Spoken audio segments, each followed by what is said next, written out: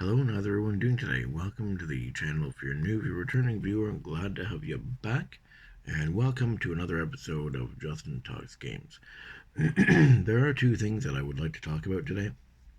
The first being Code Veronica, and that it is important to the timeline, it is important to the series overall. I've seen a lot of comments and posts and stuff on Reddit and on Facebook and stuff, saying that Code Veronica is not important. You don't need it. It doesn't add anything. It doesn't push the story forward. None of that stuff. I've seen a lot of that, which simply that's not true. It does add a lot, and a lot of it is behind the scenes stuff as well too. So it's not just face value as well, things that you see. The second thing that I want to talk about is how a lot of people are saying that the remakes and the originals are two separate timelines. Again, it's not true. You can play them interchangeably, but I will get into that a little more. So we'll start with Code Veronica. Code Veronica is actually pretty important because, first off, before we even get into the storyline of the game, like at that present time, one of the family members, I think it's either Alexander or his grandfather, is one of the three founders of Umbrella, alongside Spencer and James Marcus. So he's pretty, that family's pretty important, I'd say. As well as going into, I've seen a lot of comments defending it, like I am, but they only really point out, oh, Wesker's return. It really shows Chris and Wesker's rivalry, which they're not wrong. They're not wrong. So don't take it in a bad way. But there's more to it than that. If we go back to, if we do the game events now, we got to go back. I think it's 3 months or something like that before Code Veronica. So you're looking at Resident Evil 2 now.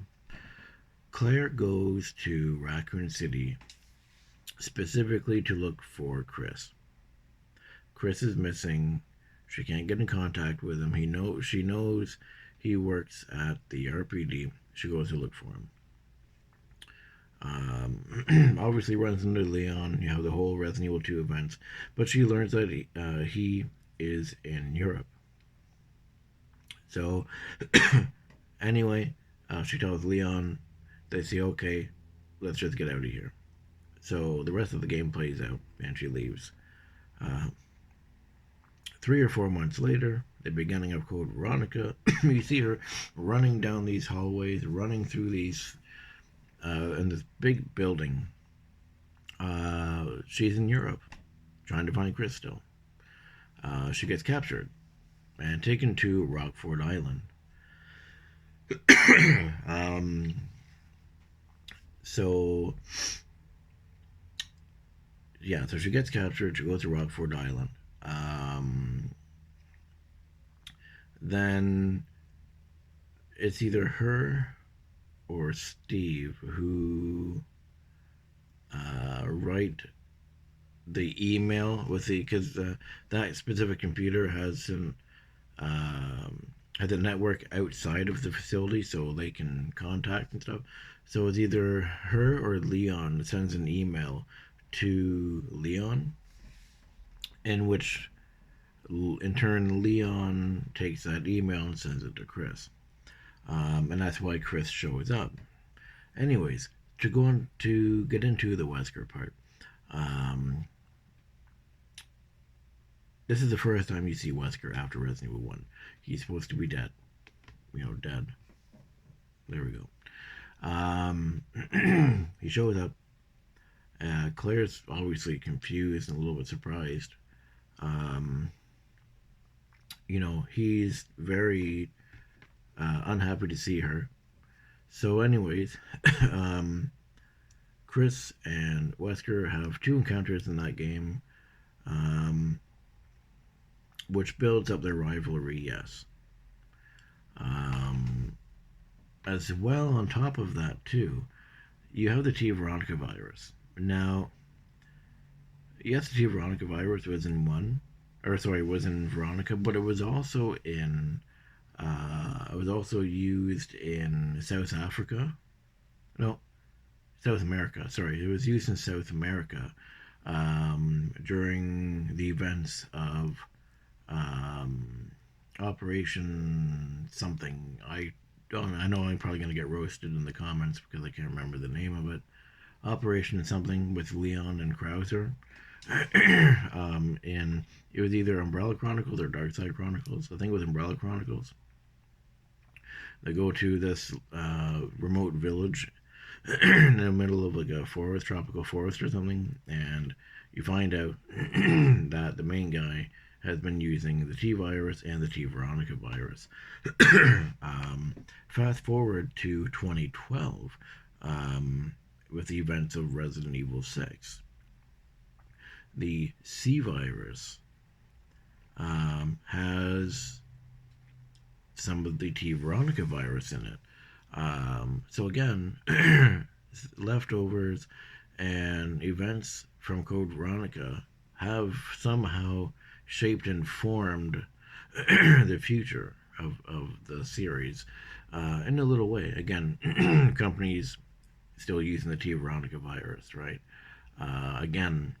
It closes up Chris's and Claire's storyline from starting in Resident Evil 2. Chris and Wesker's rivalry definitely gets kicked into high gear near the end of the game. Um, it is very important, and I don't know if I stated this already or not, but the one of the members of the Ashford family also helped found Umbrella as well. I can't remember. I've been doing this for 7 minutes, so almost 8 minutes so far. I can't remember. Um, but yeah, so with Spencer and Marcus, you have the other family member as well. So the Ashford family, one way or another, have affected the series from the beginning to at least to 6. And the HCF, um, the paramilitary that Wesker used to attack the island, is still being used to this day. Um, they were involved in Resident Evil 7. So, like I said, that game and the certain things that have transpired before, during, and after Code Veronica or the events have definitely had an effect, regardless of people want to believe it or not. So, almost 10 minutes. Let's move on to the second thing. So, the remakes and the originals are not two separate timelines as much as people want to believe it. I guess. I don't know. Um, because you can play those games interchangeably. You could play Original 1 and then Remake 2. And then Original 3 and Remake 4. Or Remake 1, Original 2. Remake 3, Original 4. Doesn't, because the way how the games are done, the core stories are all the same. They haven't changed the core stories. Yes, they may have changed little things in the story, but overall, um, they haven't changed the main story. Look at Resident Evil. We'll go down. We'll go through the list. Look at Resident Evil 1 and the remake of 1. In both games, the Alpha team go to the mansion. They explore the mansion. They find out Umbrella is behind everything and that Wesker is the traitor. Mansion blows up, they leave. And that happens in both games. Resident Evil 2. Yes, I'll admit Resident Evil 2 is missing a proper second scenario. I'll admit that. But the core story is the same. Leon and Claire go to Raccoon City. They get trapped in the police station. Claire finds out that Chris is not there and he's in Europe. So they both decide, okay, you know what? Let's just get out of here. They both end up with the labs. They defeat Birkin. They leave. Facility blows up. That happens in the same, both the remake and the original. Resident Evil 3. As much as I don't like Resident Evil 3 remake, I'll admit it, I don't. The core story is the same. Jill is in her apartment. She has to escape. She's running through the streets.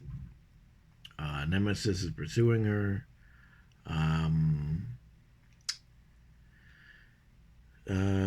She meets the UBCS. Eventually, she defeats Nemesis. Her and Carlos leave Raccoon City while it's being destroyed. The one thing I did like about the remake is that they left it open to your imagination, if you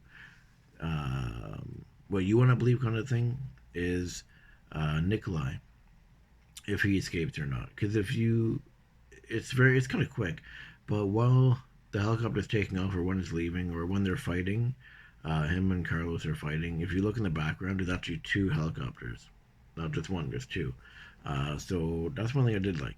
You don't see him escape, but you never know. He could have escaped. They did that in the original Resident Evil 3 too, because you could shoot him down with a rocket launcher. You could talk him out of it. One of those two. So I did like that, how they kind of left that open. And the same thing, look at in Resident Evil 4 as well. Ashley's captured. Leon goes to Spain. Eventually he finds her in the church. He learns about the cult.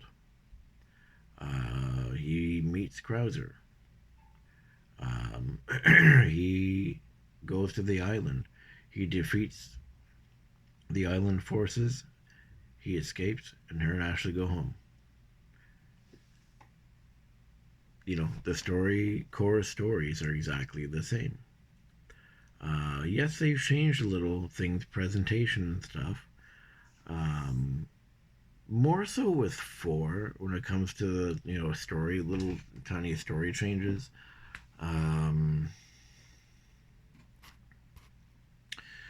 With spoiler alert here, if you haven't played Separate Ways, with Wesker literally following her around the island, and it physically showing Wesker having Krauser's body. He did get Krauser's body in the original one, but they just didn't show that. So it's just more presentation changes is what I'm saying. And the whole, oh, well, Lewis never worked for Umbrella before. Okay, well, Lewis never worked for Umbrella. Okay, in the original one. Okay, but he was a police officer. Okay. How did he be a scientist, though? He was a scientist working for Sadler, and he helped create the parasites. And then he decided to change his mind, and obviously he was working on a way to destroy them. Okay, but how did he learn to use these scientific machines, and to do these surgeries? So how did he learn to do that? Right? And they don't really dive into that in the original one. It's more so, I was a scientist for Sadler, and, he found out what I was up to, and then he dies. Whereas in the remake, yes, he was a Sadler. Yes, he was a scientist for Sadler. Uh, but at least with him working for Umbrella, it explained where he gained the knowledge to be able to do what he did. Um, so at least that little tidbit of information added a bit to it, which is good. But again, so I don't get distracted or go off topic. Um, yeah, the remakes and the originals are the same timeline. Because if you think about it, that's another thing. As I was walking home from getting a coffee, I was thinking about it because I was like, okay, I'm gonna make this video because I've wanted to make this video since Resident Evil 4 Remake came out, so quite a long time. But I can't talk, kept getting distracted, with things outside of the channel, and obviously working on lots of Fallout, which we're on episode, what, 80 something now? 81, I think. I finished recording 82, but I think that comes out, that's next Wednesday. I think it's next Wednesday. Um, but yeah, like I said, I wanted to make this video for a while. But anyways, like I was saying, so like the whole it's separate timeline, that would make sense because if you think about it, original, because the time it goes Resident Evil 0, 1, 2, 3, 4, 5, 6, 7, 8. Okay, sorry, 0, 1, 2, 3, Veronica, blah blah. You get what I'm saying. Um, if the remakes and the original, they're two separate timelines, they'd have to remake 7 and 8 as well. They would. If it's for the people who are saying, oh, it's two different timelines, they would have to remake 7 and 8 as well. Because it it's just silly. It's just silly. Um, because yeah, you have 1, 2, 3, 4, 5, like I said, and 5 and 6 aren't remade. The Revelations games aren't remade, so it's still, like that. Um, in my opinion, yeah, if it was two separate things, they'd have to remake 7 and 8 as well to fit in with this like remake universe. That's just my opinion for that part, anyway. But yeah, the remakes and the originals are interchangeable. It's not an alternate universe. It's just a um, re-imaging. It's a different way to present them. It's all it is. And like I said, with Code Veronica, it is very important to the series. But we're almost 20 minutes. I'm not going to keep rambling on about this. It's just a video I've been wanting to make for quite some time. If you did enjoy this video, and you want to make some comments, feel free to leave a comment, subscribe, all that fun kind of stuff. And I will see you guys in my next video, which is probably Fallout.